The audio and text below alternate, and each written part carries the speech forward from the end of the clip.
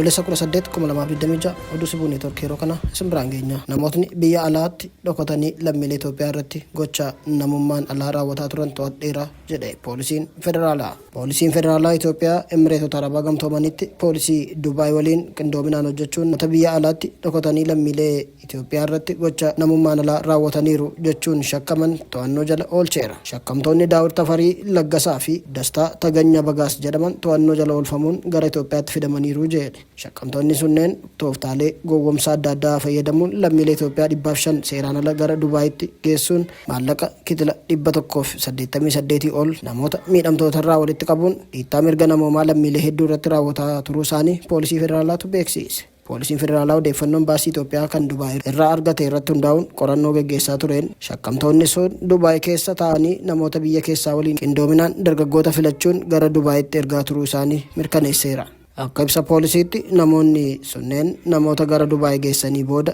bakka qophaa'e keessatti keessumaa dubartoota irratti miidhaa fi dararaa cimaa geessisaa turaniiru. Shakkamtoonni sun hayyama seeraa nama gara biyya alaa erguun isaan dandeessisu tokko malee dhaabbilee adda addaatti hojii isin qabsiisna yookaan qacarra jechuun bara 2015 irraa eegalee lammiilee naannolee adda addaa irraa walitti qabuun odeeffannoo sobaa kennuunii fi abdii sobaa uumuun nama tokkorraa qarshii 320 haga 600 fudhataa turanii jedheera. Akkasumas viizaa daawwannaa sobaa qopheessuun namoota gara Dubaay erguun maallaqa isaanii gara herrega baankii namoota isaanii keessatti banameen qarshii Itoophiyaa diraamaa fi rayaaliin akka galchan gochaa turu poolisiin bira ga'eeraa jedhe. Namoonni maallaqa kaffalan yeroo Dubaay seenan hojii humnaa akka hojjetan dirqisiifamaa turaniiru.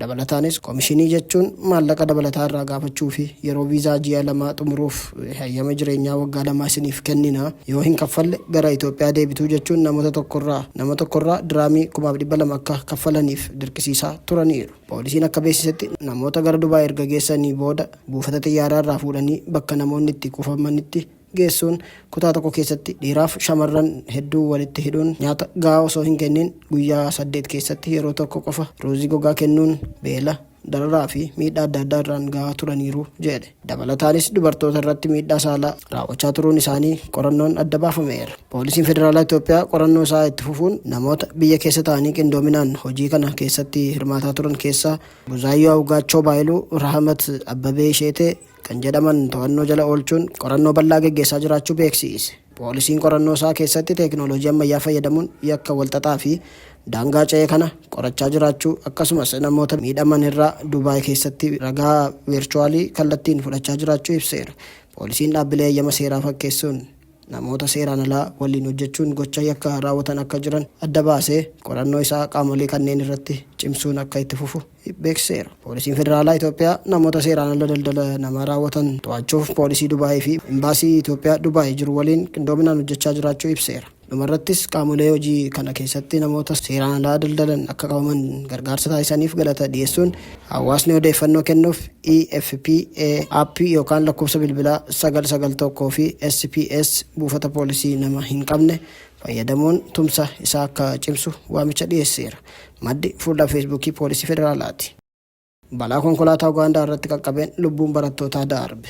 Ugaandaatti konkolaataan tajaajila geejjibaa mana barumsaa sadarkaa tokkoffaa tokko kan daa'imman barattoota daawwannaa barnootaa fi bashannanaa huursaa bishaanii bareedaa biyyattii keessatti argamurraa deebisaa ture daandii irraa maquun garagalee lubbuu barattoota hedduu galaafachuun gabaafame.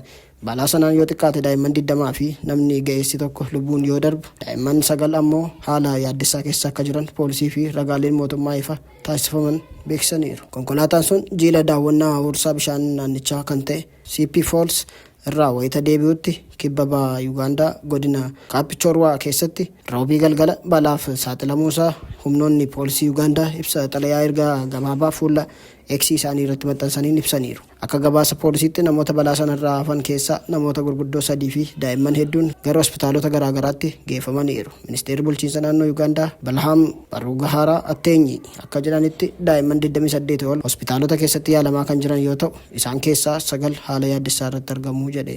Namoota 21 balaa sanaan lubbuu dhaban keessaa namni umuriin ga'eessi sun hundeessaa fi hoogganaa mana barumsaa sanaa ta'uusaa Barugaharaa dabalanii ibsaniiru. Daandiin qilleensa Kuweet balalii koo hedduu jijjiireeraa jedhe.